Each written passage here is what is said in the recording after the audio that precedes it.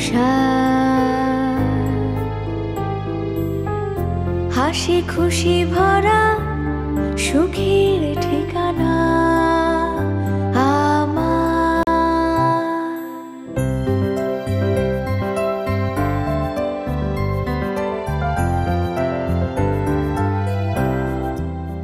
এই সুখের রহস্য টিউবেক্টমি। টিউবেক্টমি মহিলাদের জন্য স্থায়ী জন্ম নিয়ন্ত্রণ পদ্ধতি।